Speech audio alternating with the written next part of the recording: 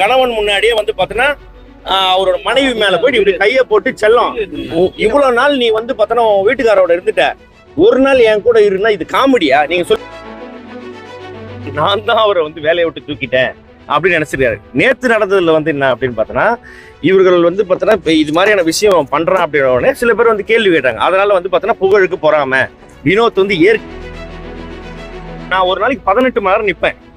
மது இருந்துட்டு எப்படி அப்படியே ஃபுல் டே நிப்பாங்களா? இல்லங்க, நீங்க கேட்கும் போது எனக்கு கோவம் வருதுங்க.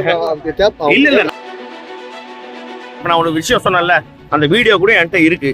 நிஷா பேசின வீடியோ என்கிட்ட இருக்கு, காமிக்கிட்டுங்களா? அப்படி அது மாதிரி ஏதாவது ஒரு ப்ரூஃப் காமிச்சிங்கன்னா நான் வந்து பார்த்தேன்னா நாங்க ஒத்துக்கிறோம், இது பண்ணோம் அது பண்ணோம் இது பண்ணோன்ட்டு. நீயா வந்து வாயை வச்சு நீ 7 இதை இழுத்து விட்டுட்டு இதோ இங்கதான் இருக்குது இப்படி நடந்தே வந்திருக்கிற. அப்படி சில விஷயங்கள் பண்ணாரு.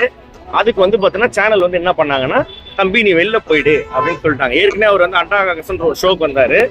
அங்க வந்த பாண்டியன் ஸ்டோர்ஸ் ஹீரோயின், அதுக்கப்புறம் மெயின் கேரக்டர் எல்லாம் வந்து பார்த்தீங்கன்னா ரொம்ப ஒரு மாதிரி இழிவா வந்து பார்த்தீங்கன்னா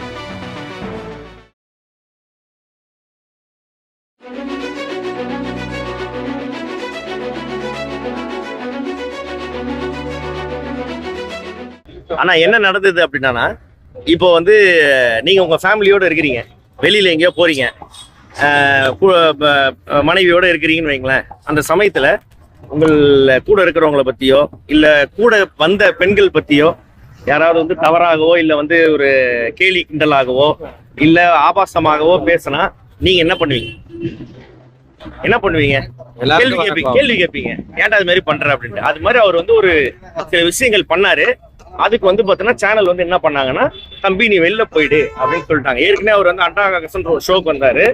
அங்க வந்த பாண்டியன் ஸ்டோர்ஸ் ஹீரோயின், அதுக்கப்புறம் மெயின் கேரக்டர் எல்லாம் வந்து பாத்தீங்கன்னா ரொம்ப ஒரு மாதிரி இழிவா வந்து பாத்தீங்கன்னா முகம் சொல்லிக்கிற மாதிரி ஏதோ ஒன்று பேசிட்டாரு. அப்போ அவங்க போகும்போது வந்து கம்ப்ளைண்ட் பண்ணதுக்கு அப்புறம் நீங்க நல்லா பாருங்க, அண்டாகாசன் ஷோல 2 வாரம் அதாவது 4 வாரம் வந்திருப்பாரு. அதாவது ஒரு நாளைக்கு 2 எபிசோடு எடுப்பாங்க.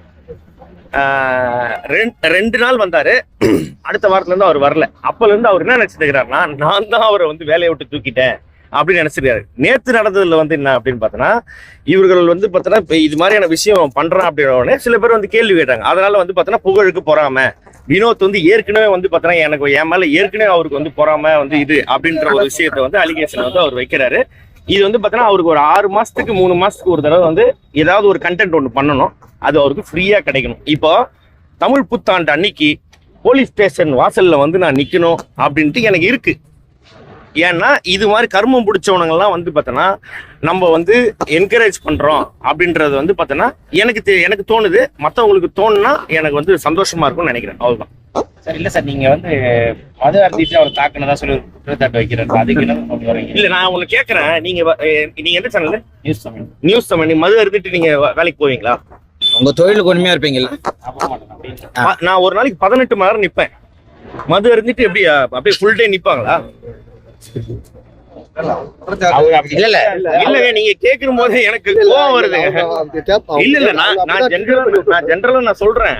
அவன் சொல்றான்னா அதை வந்து பார்த்தா நீங்க கேக்குறீங்களே, அதுதான் நான் இப்பதாங்க நான் சொன்னேன். அவனை மதிக்காதீங்கன்னு நான் சொல்றேன். அவருக்கு நாங்க மதிக்கல சார். தொடர்ந்து அவர் எல்லா சேனல்லையும் அதே தான் பேட்டி கொடுத்துருக்காரு. இல்ல பிரதர், என்ன பதில் சொல்ல விரும்புறீங்க? நான் அப்படிதான் பேசுவேன். நான் அப்படிதான் பேசுவேன். இல்ல சார், எந்த சேனலுமே கூட்டு தயவு செய்து அவர் வந்து எதுவுமே எடுக்காதீங்கன்றேன். இவர் ஒரு ஆளுன்னு சொல்லிட்டு இவருக்காக எல்லா சேனல் கூட்டு நீங்க எனக்கு வந்து அதுதான் சொல்றேன். மீடியா யாரும் எடுக்கிறது இல்ல சார். மெயின் ஸ்ட்ரீம் மீடியா யாரும் எடுக்கிறது இல்ல. இல்ல இப்ப போயிட்டு நிறைய மீடியால போயிட்டு உட்காந்து பேசிட்டு இருக்காப்ல. நம்ம யாரும் பிரஸ் யாரும் எடுக்கிறது இல்ல. இப்ப விட்டுட்டீங்க. யூடியூப் சேனல் எல்லாம் மறுபடியும் எடுக்கிறாங்க. சோ அதெல்லாம் தவிர்க்கணும். ஏன்னா எவ்வளவு பேர் கஷ்டப்பட்டு வரவங்க நிறைய பேர் இருக்காங்க.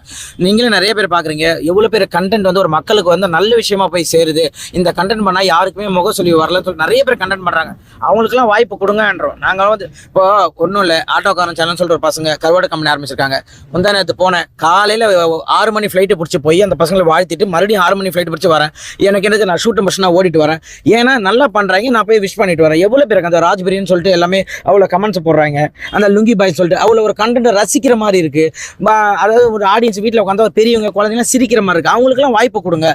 யாரோ ஒன்று சும்மா வந்து அப்பா நான் தான் அப்படின்றவங்க வாய்ப்பு கொடுங்க. விஜய் டிவி கூப்பிட்டு தப்பு இல்ல, அதான் ஒத்துக்கிட்டாங்க. அவங்களே ஒத்துக்கிட்டாங்க. இதுக்கப்புறம் அந்த மாதிரி இதுக்கப்புறம் யாருமே அந்த மாதிரி வாய்ப்பு கொடுக்காதீங்க நீங்க தப்பா நினைக்காதீங்க. சார். அவர் எங்கேயுமே நடிக்க வாய்ப்பு இல்லை சார். அவரை சும்மா கூட்டு பண்ணிருக்காங்க சார். என்னன்னா அவரை வெளியில போங்க அப்படின்னு சொன்னது சேனல், ஓகேங்களா? ஏன்னா இவரு தகாத வார்த்தைகள் பேசிருக்காரு, பெண்களை பத்தி வந்து தவறா பேசுறாரு.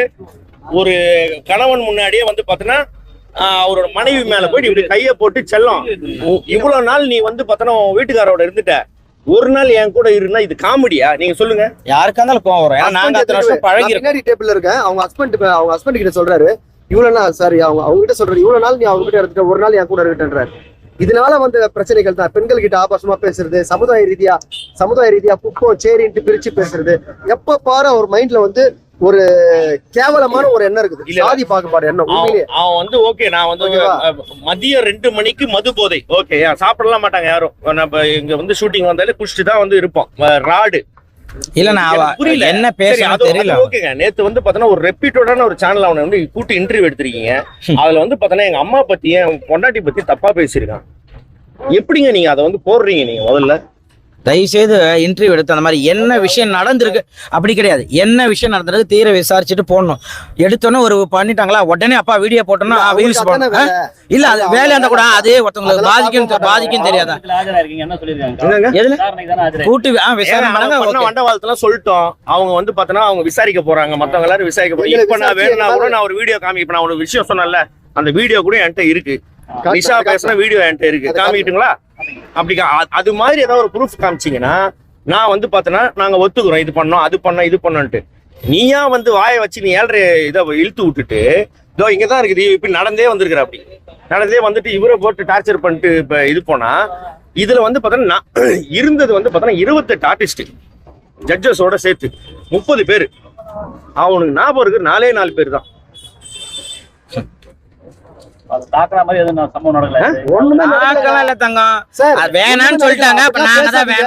அப்படிலாம் பேசாதீங்க, தரக்குறைவா யாரும் பேசாதீங்க, சாதி ரீதியா பேசாதீங்க, வல்கரா பேசாதீங்கன்னு சொன்னதுக்கு நாங்க அடிச்சுட்டு கம்ப்ளைண்ட் கொடுக்க வந்திருக்கோம். பெண்கள் எல்லாம் வந்து தப்பா இது பேசினாரு, அதெல்லாம் புகார் அளிக்கப்படுதா இல்ல ஏன் அளிக்கல? சட்ட ரீதியா வந்து நம்ம ஏன்னா ஒரே நிமிஷம் அவருடைய பேஜ்ல இருந்தும் போட்டிருக்காரு. அவரு டெலீட் பண்ணாலும் சரி, அவர் பேசுறது நிறைய இடத்துல இருக்கு இல்லையா, அது நம்மகிட்ட வீடியோ ரெக்கார்டா நாங்க ஏன் வந்து எடுப்போம்.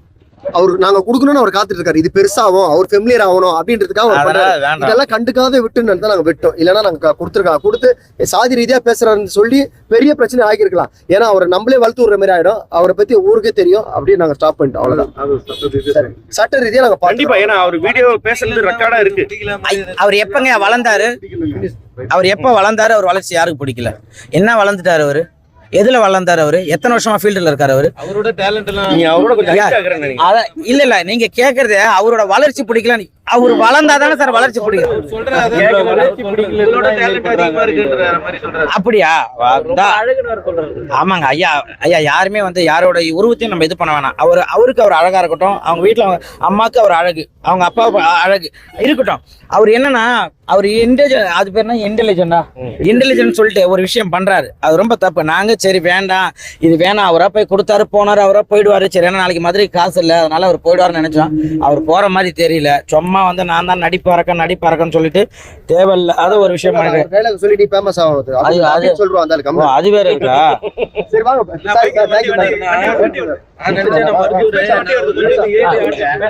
ஓகே, ரொம்ப ரொம்ப நன்றி, தேங்க்யூ ஸோ மச். நாங்க வந்தோம், விசாரணை இது பண்ணாங்க, ஓகே. அதே போல தயவு செய்து எந்த பிரஸ் மீடியா என்ன விஷயம் தெரியாம அவசரப்பட்டு ஒரு வீடியோ எடுத்து போடாதீங்க. யாருமே இல்லை தப்பு அப்படின்றத நல்லா விசாரிங்க. தயவு செய்து யாரும் வாய்ப்பு கொடுக்காதீங்க அவனுக்கு. நன்றி, வணக்கம்.